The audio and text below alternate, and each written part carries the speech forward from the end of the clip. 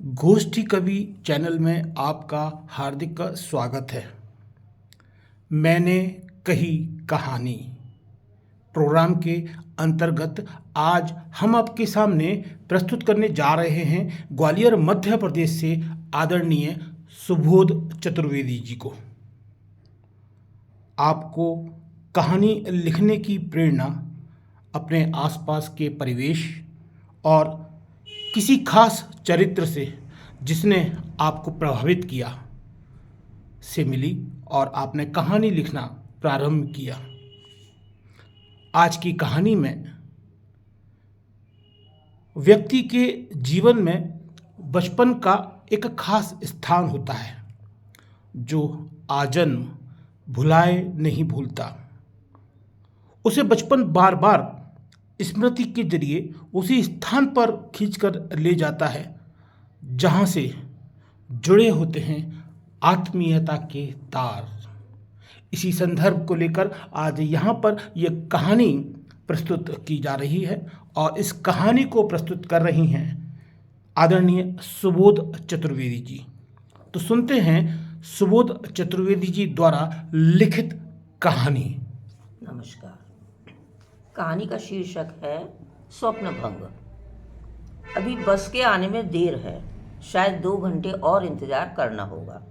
इस छोटे से स्टैंड पर गिनी चुनी 2-4 बेंचें हैं जिन पर लोग पैर फैलाए दोपहर की नींद निकाल रहे हैं।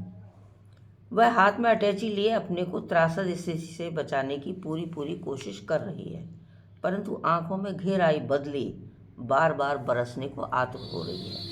वह चश्मा उतारकर साफ करने के बहाने धीरे से आंसुओं को पोंछ लेती है, परंतु सैलाब है कि रोके नहीं रुक रहा है। अपने आप को कोसने के अतिरिक्त वह कर भी क्या सकती है। एक अव्यक्त झुंझलाहट अपने आप पर आ रही है। आखिर इस शहर में आकर अपने बचपन को ढूंढने की मूर्खता वह भला कैसे कर सकी। एक जिम्मेदार पद पर पदस्थ होने से आए दिन विभिन्न परिस्थितियों से गुजरना होता है, परंतु आज जिन स्थितियों का सामना करना पड़ रहा है उनके बारे में तो उसने स्वप्न में भी नहीं सोचा था। इस छोटे शहर में बिताए उम्र के 12 बरस उसकी चेतना से कभी अलग नहीं हुए। बड़े होने पर भी उसके मन में ललक दबी रही कि कभी जिंदगी में बस एक बार उन गलियों से गुजरे जहाँ की स्मृतियाँ उसे जब तक बेचैन कर देती हैं। वह साथ उसके अवचेतन में न जाने कब तक पलती रही। उस दिन ऑफिस के काम से इस शहर में आने की बात सुनते ही वह एकदम से 12 वर्षीय बालिका बन बैठी। जिस उत्साह से उसने तैयारी की वह पहली बार ससुराल से मायके जाने वाली लड़की से कम नहीं थी। उस शहर को आंखों में बसाए प्रमुदित मन से वह उस शहर पहुंची थी। गेस्ट हाउस में सामान पटक कर पैदल ही निकल पड़ी। उस सड़क पर जो बाहें फैलाए उसे उसका बचपन फिर से सौंपने को आतुर थी। दूसरे मोड़ पर बाएं घूमते ही उसे अपना आर्य समाजी स्कूल नजर आया, जहां न चाहते हुए भी सबको आंख बंद करके संध्या वंदन करना पड़ता था। एक मुस्कुराहट उसके चेहरे पर उभर आई। क्या अब भी वहां ऐसा होता होगा? कल्पना में पंडित जी की साकार मूर्ति आंखों के आगे नाच उठी। उनकी बड़ी बड़ी मूछें, हाथ में बैत देकर जिसे बच्चे सिहर जाते थे। थोड़ी दूर पर उसे एक पुलिया नजर आई जिस पर स्कूल आते जाते वक्त दोनों वक्त पड़ा हुआ करता था। घर से छिपाकर लाई गई नमक मिर्च की पुड़िया, फिर किसी की जेब से निकले कच्चे आम की खुशबू छीना झपटी मचा देती। यही सोचते सोचते मन में हंसी भी आई। यह शहर सचमुच उसे बच्चा बनाए दे रहा है। स्मृतियों की अर्गला खोलते खोलते वह सहम गई। अरे यह क्या! यहाँ तो सड़क के दोनों ओर कितने आम के पेड़ थे, अब तो उनका कहीं कोई नामो निशान नजर नहीं आ रहा। तरह तरह के फ्लैट नजर आ रहे थे। अब वहाँ हनुमान बब्बा का वह चबूतरा भी नजर नहीं आ रहा था जहाँ परीक्षा के वक्त वह बड़ी श्रद्धा से अपना माथा टेका करती थी। मंदिर की जगह एक मल्टीप्लेक्स नजर आ रहा था। शहर के बदलते तेवर देखकर वह हैरान थी। एक अनजाना सा भय उसे सताने लगा। बचपन की जिन स्मृतियों को उसने इतने एहतियात से संभाल कर रखा था, लगता है इस शहर की तरक्की उसे सब छीनने को आतुर है। वह सोचने लगी, कहीं उसका घर भी उस जगह पर नहीं मिला तो यह सदमे को कैसे बर्दाश्त कर सकेगी। कदमों का उत्साह धीमा पड़ने लगा। परंतु घर के सामने आते ही वह गली और कुआं नजर आया। वह खुशी से बावली हो उठी। उसे लगा जैसे बरसों बिछड़ा कोई आदमी मिल गया है। उस गली में पैर रखते ही वह जैसे अपना आपा खो उठी। सामने ही उसे अपना घर नजर आ रहा था, परंतु बड़ी ही जीर्ण शीर्ण अवस्था में। घर के सामने लगा आम का पेड़ अवश्य अपनी वृद्धावस्था की कहानी कह रहा था। एक संतोष की सांस उसके मुंह से निकल गई। चलते चलते वह पेड़ के पास जा पहुंची। उसके तने पर हाथ फेरते हुए बचपन ने उसे फिर भरमा लिया। कच्चे आमों के लिए पेड़ पर चढ़ना, फिर छीना झपटी, एक अभय ही ऐसा था जो प्रतिकार में हमेशा खड़ा हो जाता था। अभय का ख्याल होते ही उसे सरदार गुरुबख्श सिंह जी की हवेली याद आ गई। तत्क्षण उसने निर्णय लिया कि वह उनके घर भी अवश्य जाएगी। आज इतने वर्षों बाद लौटी है तो कोई तो उसकी यादों को बांटने वाला मिलना चाहिए। अपने घर की ओर बढ़ते उत्साही कदम अब उस धीमे पड़ने लगे थे। उसे लगा आज जो परिस्थिति सामने आने वाली है उसके विषय में तो उसने सोचा ही नहीं था। अब पता नहीं घर में कौन लोग रहते होंगे, उसकी भावनाओं को समझ भी पाएंगे या नहीं। इसी ऊहापोह में वह आगे बढ़ती गई और हिम्मत करके कॉल बेल पर हाथ रख दिया। वह अपने घर में अपनेपन का स्पर्श ढूंढना चाहती थी। तभी भीतर से आती पदचाप ने उसका ध्यान भंग किया। वह धड़कते हृदय से आने वाले की प्रतीक्षा करने लगी। झटके के साथ दरवाजा खुला और किससे मिलना है आपको? एक रुक्ष महिला स्वर ने उसे चौंका दिया। महिला की आंखों में उभर आई झल्लाहट साफ दिखाई दे रही थी। भरी दोपहरी में उनकी नींद में व्यवधान डालकर उसने मूर्खता का परिचय दिया था, पर अब तो तीर हाथ से निकल चुका था। उसने हकलाते हुए प्रश्न किया, माफ़ कीजिए, पवार साहब का मकान यही है क्या? कौन पवार? बम का एक गोला दंदनाता हुआ उसके पास आ गिरा। फिर एक ठहरा स्वर सुनाई दिया, ओह, वह तो न जाने कब के मर कब गए। अब यह मकान हमारा है। मेरा मतलब मेरे पति ने नकद 40,000 में खरीदा है। एक दर्प उनके चेहरे पर झलक उठा। अब आगे की स्थिति को संभालना जरूरी था। महिला के तेवर देखकर भी उसने अपनी हिम्मत नहीं छोड़ी। जल्दी से अपनी बात एक सांस में कहने की हिम्मत जुटा ही ली। बोली, देखिए, दरअसल बात यह है कि 20 वर्ष पहले मेरे पिताजी इस घर में रहा करते थे। मेरा बचपन इसी घर में गुजरा है। अब इस शहर में आना हुआ तो इस घर में आने का लोभ संवरण नहीं कर सकी। आपको असमय तकलीफ दी, उसके लिए मैं बेहद शर्मिंदा हूँ। महिला के चेहरे की खीज स्पष्ट होती, चेहरे पर झल्लाहट साफ दिख रही थी। उनके होंठ विद्रूप से टेढ़े हो गए। कहने लगी, ओह, इन दीवारों का मुंह, यानी आपका बचपन इस भरी दोपहरी में आपको खींच लाया है। हद है, कमाल है। शायद बाल बच्चे न होंगे तभी।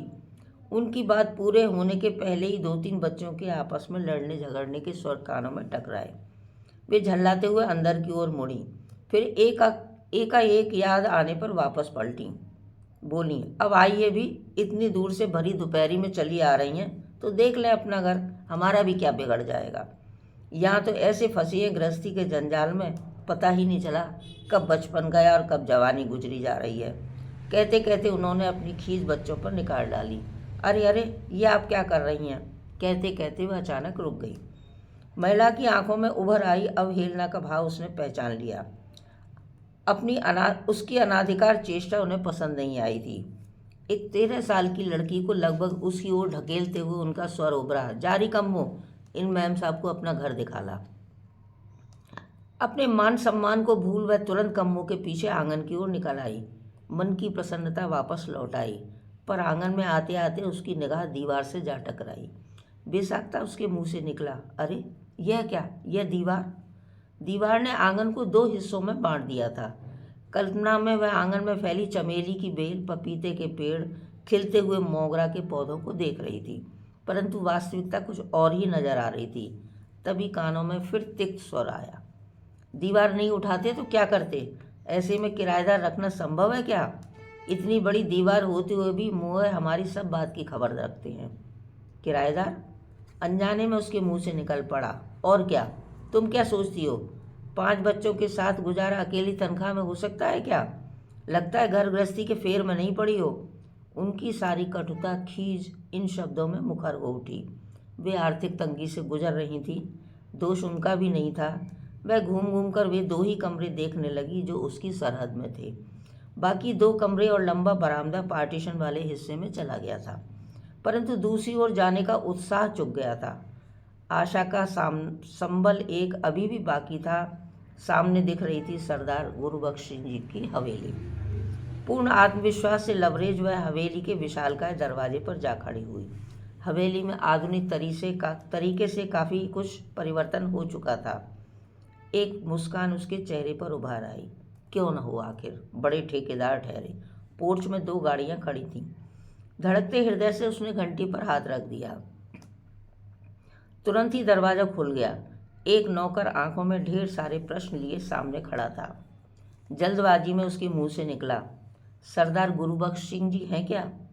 नौकर की आंखों में पहले आश्चर्य, फिर हंसी उभरी। तुरंत उसने अपनी हंसी को दबा लिया, फिर बोला, जी उन्हें गुजरे तो 12 साल हो गए। अब स्थिति के लिए वे तैयार नहीं थी, फिर भी संभलते हुए पूछा, उनके बच्चे अभय, रीता, डॉली? एक संतुष्ट मुस्कान उसके चेहरे पर उभर आई। आप बैठक में बैठिए, मैं अभय बाबू को खबर करता हूँ। साहब फैक्ट्री के लिए बस निकलने ही वाले हैं। दोनों बीवियाँ तो ब्याह करके विदेश चली गईं। बड़ी कनाडा में है, छोटी अमेरिका में। नौकर की वाचालता ने उसे बहुत सी बातें पता चल गईं।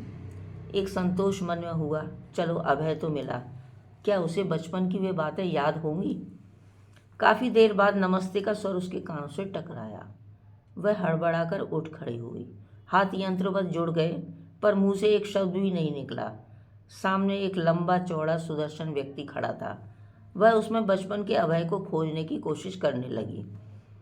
वह घड़ी देखते हुए बोला, माफ़ कीजिए, मैंने आपको पहचाना नहीं, कुछ याद भी नहीं पड़ता, पर मैं ज़रा जल्दी में हूँ। कोई चंदे वगैरह की बात हो तो आप मेरी वाइफ से मिल लीजिए। अचानक वह रास्ता रोककर खड़ी हो गई। आप मुझे गलत समझ रहे हैं, मैं कोई चंदा वंदा लेने नहीं आई हूँ। आपको आपका बचपन याद दिलाने आई हूँ। आपको याद नहीं, आपके पड़ोस में राधा नाम की लड़की रहा करती थी, जिसे आप बड़े ही अधिकार से जब तक पीट दिया करते थे। भावावेश में उसने अभय का हाथ पकड़ लिया। मैं वही राधा हूँ, बचपन खोजते खोजते आज यहाँ तक आ पहुँची हूँ। अभय अपना हाथ छुड़ाते ठहाका लेकर हंस पड़ा। बहुत खूब मैडम, आप भी न जाने किस जमाने में जी रही हैं। आज के इस व्यस्त जीवन में दम मारने की फुर्सत नहीं है, वर्तमान को जी नहीं पा रहे और आप जाने किस अतीत की बात कर रही हैं। आप बैठिए, मेरी पत्नी के साथ चाय पीजिए। विभा विभा आवाज़ लगाता वह भारी पर्दे के पीछे अंतर्ध्यान हो गया। इस नई परिस्थिति के लिए वह बिल्कुल तैयार नहीं थी। बरबस रुलाई को रोकते हुए उसने बाहर की ओर कदम बढ़ा दिए। चलते चलते एक ठहाका उसके कानों से टकराया। ओह, बचपन की मित्र आई थी, पर आपने निराश कर दिया। बेचारी कितनी उम्मीद लेकर आई थी, मन रखने को ही कह देते, सब याद है। उसे लगा कानों में कोई पिघला शीशा उतर रहा है। वे शब्द उसे हथौड़े की तरह लगे। क्या यही सब सुनने के लिए वह शहर में आई थी? जब आई थी तब और अब की मनः स्थिति में जमीन आसमान का फर्क था। वह पछता रही थी। आज तक एक भ्रम में तो जी रही थी। उस भ्रम में जीना कितना सुखद था।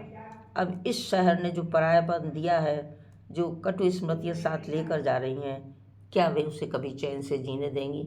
शायद नहीं। धन्यवाद। बचपन, अभी आप यहाँ पर बचपन की स्मृति और उससे जुड़े आत्मीयता के तार पर ये कहानी सुन रहे थे। हमें विश्वास है कि आपको आदरणीय सुबोध चतुर्वेदी जी द्वारा प्रस्तुत ये कहानी पसंद आई होगी, और यदि आप इन्हें पुनः हमारे चैनल पर सुनना चाहते हैं तो आप हमारे चैनल को लाइक करें, शेयर करें और सब्सक्राइब अवश्य करें। नमस्कार, धन्यवाद।